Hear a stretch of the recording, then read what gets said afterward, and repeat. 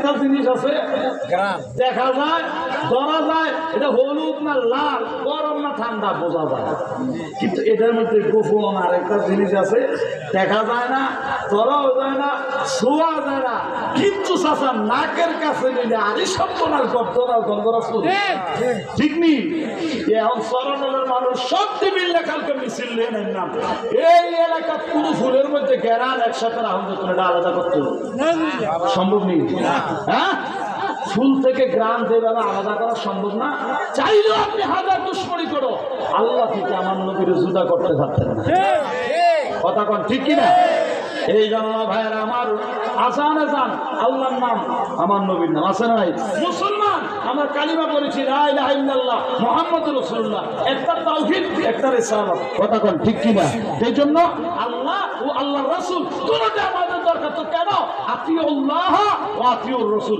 আল্লাহ কুরআনের আদেশ আমিনু বিল্লাহ ওয়া রাসূলি আল্লাহ এবং রাসূলের প্রতি ঈমান আনয়ন করো ঘোষণা কর আল্লাহ জোরে বলেন কার আল্লাহ আল্লাহ আল্লাহ বোঝার তৌফিক দান করুন জোরে কোন আমিন এবার আসেন ভাইরা আমার কষ্ট হইতেছে গভীর মনোযোগ এই কবরের ভিতরে যখন ইমানদার ব্যক্তি যাবে ওই ব্যক্তি যখন নবীরে চিনবে আল্লাহ ফেরেশতাদেরকে বলবে এই ব্যক্তির কবরের মধ্যে জান্নাতের দরওয়াজা খুলে দাও জান্নাত থেকে একটা দরওয়াজা খুলে দেওয়া হবে ওই ব্যক্তির চোখের দৃষ্টি সীমা অতটুকু তার কবরকে প্রশস্ত করে দেওয়া হবে জান্নাতের হাওয়া তার কবরের মধ্যে আসতে থাকবে আর আমার আল্লাহ বলবে ফেরেশতারা আরে আমারে বান্দারে আর জ্বালাতন করিস না নাও নাও কারামাতিল আরুস বলে এইভাবে মাথার মধ্যে হাত বুলাইয়া আমার এই বান্দাটারে ঘুম ফরাইয়া দে ওই বান্দাটা আরামে এমন ভাবে ঘুমাইবে আল্লাহ বলবে ফেরেশতা এইভাবে হাত বুলাইয়া ঘুম ফরাইয়া দাও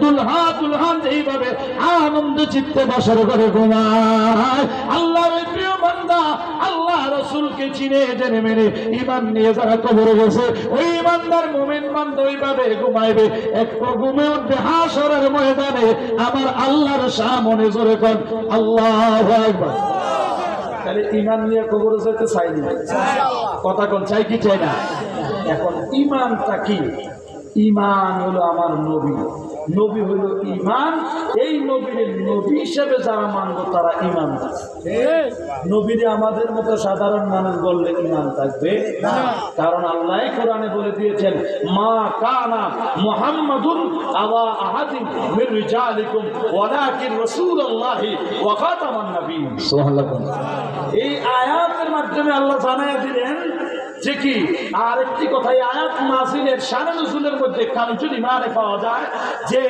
আমার নবীর একটা পালক পুত্র ছিল যার নাম হযরত যায়েদ বিন হারিস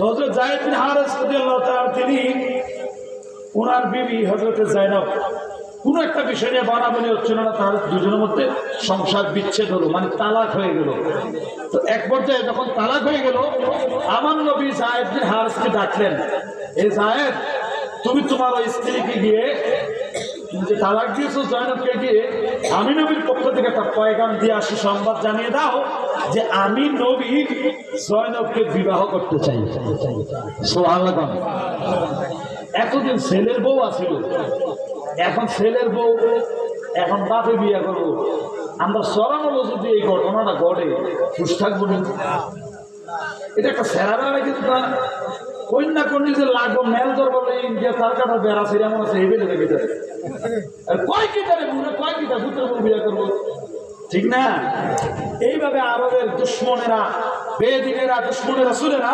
মুনাফিকরা কি করতে লাগলেন এরা সমালোচনা করতে লাগলেন এদের সমালোচনার জবাব সূরা আহজাব 22 নম্বর পারা আমার আল্লাহ এই আয়াতের মাধ্যমে জবাব দিলেন আল্লাহ বলেন মা কানা মুহাম্মাদুন আবা আহাদিন মির রিজালিকুম ওয়ালাকিন রাসূলুল্লাহ সুবহানাল্লাহ আল্লাহ যখন দেখলেন আরবের সব বেঈমান মুনাফিকরা নবীর চরিত্র নিয়ে বাজে কথা বলছে তখন আমার আল্লাহ আয়াতের মাধ্যমে জানায়া দিলেন হে জগৎবাসী শোনো এই মুহাম্মদ তিনি তোমাদের কোন পুরুষের পিতা নন সুবহানাল্লাহ কোন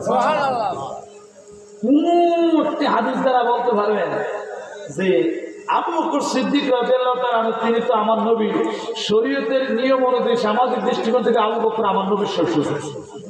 হ্যাঁ শ্বশুর না? আচ্ছা একটা হাদিস দিয়ে বলতে পারবেন নাকি যে বলো হুজুর আবু বকর আমার নবীর জামাইকে রাখছে? আমরা তো কথা আদর করে ও জামাই বিয়ালে তাইলে লই আইয়ে রাতারা যাবো কইছে দিলে ভাত খাইয়ে যায় কইটাও আরে মুরব্বি না থাকলে মজা হয় না তো কইনি মারহাবা ও জামাই হানজালে লই আইলেন রাতারা যাবো কইছে সেটা ভাত খাইয়ে যায় কয় না। আবু বকর মেয়ে হইল মা আয়েশা। আমি একটা সোজা বাংলায় আমরা যাতে ওয়ালটা বুঝালাম মতো করে আমরা ওয়ালটা বুঝা মিল্লা জিল্লা থাকতাম কুমিল্লা, ঠিক নেই দলাদলির ভিতরে বাবা আমরা না, ঠিক নিও। তো এখন আবু বকর কোনদিন কি কইছে আমার নবীর জামাই? একটা হাদিস দিয়ে দেখেন না। আবু বকর কি কয়? ইয়া রাসূলুল্লাহ। আবু বকর আমার নবীর 1 নম্বরের সাহাবী, ইসলামের প্রথম নম্বর খলিফা। দুনিয়া থাকতে যে জান্নাতের টিকিট পাইলো, আরে তার সমতুল্য যারা বলা হইলো যিনি আমার নবীর পাশে জায়গা পাইলো, যার ব্যাপারে আমার নবী অত্যন্ত বিশ্বস্ত এবং অত্যন্ত ঘনিষ্ঠ হিসাবে আমার নবী বলেছে আমার অত্যন্ত কাছে অত্যন্ত আপন সাহাবী আমার আবু বকর। সুবহানাল্লাহ বলুন না। এমন সাহাবী যারা সরাসরি নবীর থেকে ইসলাম শিখছে, ওই সাহাবী নবীর জীবনভর ইয়া রাসূলুল্লাহ কইলো, মোল্লা কই ইয়া রাসূলুল্লাহ কইলে বেদাত হইব। আচ্ছা নাউজুবিল্লাহ রাখি আমরা মানে বাইজে কইলে ভালো হবে। হ্যাঁ আরো জোরে কোন নাউজুবিল্লাহ। এবার আবু বকর সিদ্দিক রাদিয়াল্লাহু তাআলা আনহুর মেয়ে হলেন উম্মাহাতুল মুমিনিন, আমাদের আম্মা আয়েশা সিদ্দিকা রাদিয়াল্লাহু তাআলা আনহা। মারহাবা কর। তিনি সামাজিক দৃষ্টিকোণ থেকে আমার নবীর স্ত্রী, আমার নবী হলো স্বামী, ঠিক নেই? আচ্ছা কোন মৌলবী সব বলতে পারবেন মা আয়েশা সিদ্দিকা কোনদিন আমার নবীর স্বামী কইছে? কইছে? মা আয়েশা কয় ইয়া রাসূলুল্লাহ। আরে নবীর মেয়ে ফাতেমা আমার নবীরে কয় ইয়া রাসূলুল্লাহ। সুবহানাল্লাহ কইতেন না? তাহলে ইয়া রাসূলুল্লাহ আগেও ছিল, এখনো আছে, ভবিষ্যতে থাকবে। এটা পুরান, এটা নতুন না। কথা কোন ঠিক কিনা? আপডেট ভার্সনের অনেক প্রোডাক্ট দেখবেন মার্কেটে আসে, দেখতে চকচক, কিন্তু আসলে ঠনঠন, ঠিক কিনা কোন? এই জন্য চায়না ভার্সনের আপডেট মার্কে ইসলাম নিয়ে ভাগল এর নাও ওই দেশি মুরগা কুদ্দুর ঝোল হইলে সেটা ভাত খেয়ে নাও। আবার আমার মুখে এত গোস্ত হইলো কামড় দিলে মনে মনে খেয়ার সবাই কাছে, ঠিক নিও। এই আপডেট মার্কে হাইব্রিড মার্কে মৌলবী ইসলাম নিয়ে ভাগল এর না, আগের থেকে ভালো আছে, ঠিক কিনা কোন? বর্তমান ইসলামের মধ্যে ভাইবেন মুনাজাত নাই, দোয়া নাই, জিয়ারত নাই, কত কিছু আর কত কিছু, ঠিক কিনা কোন? আল্লাহ হেদায়েত দান করার জন্য আমিন। আমার ভাইয়ারা গভীর মনোযোগ, কষ্ট হইতেছে। এবার এই নবীর মিল্লাতে কবরে যাইবেন, যেই নবীর মিল্লাতে কবরে যাইবেন, এই নবীর সামনে বেয়াদবি করলে কি চলবে? কথা চলবে? এবার দেখেন আল্লাহ কোরআনে আরো কি বললেন? তিলকা রুসুল ফাদ্দালনা বা'দাহুম আলা বা'দ মিনহুম মান কাল্লামাল্লাহ ওয়া রাফা বা'দাহুম দারাজাত। সুবহানাল্লাহ। তাইলে এক একজন নবীর আল্লাহ একভাবে সম্মানী, দামি, মর্যাদা, মর্তবা দিলেন। আমরা নবীর এত মর্যাদা, এত মর্তবা দান করছেন, অন্য কোন নবীর আমার আল্লাহ দান করেন নাই। কথা বলেন ঠিক কিনা? আমার ভাইয়েরা গভীর মনোযোগ।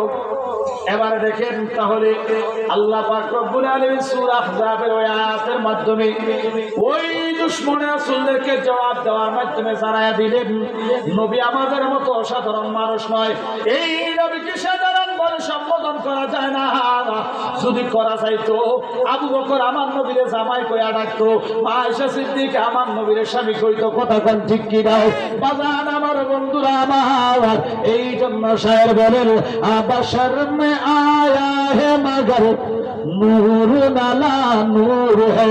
এই জামিনের মধ্যে আল্লাহ পাক রব্বুল আলামিন আপনার আমার কল্যাণের জন্য, আপনার আমার হেদায়েতের জন্য, আপনার আমার জন্য বইস্ত মুআল্লিমান শিক্ষক বানায়া আমার নবীর দুনিয়ায় পাঠাইছে।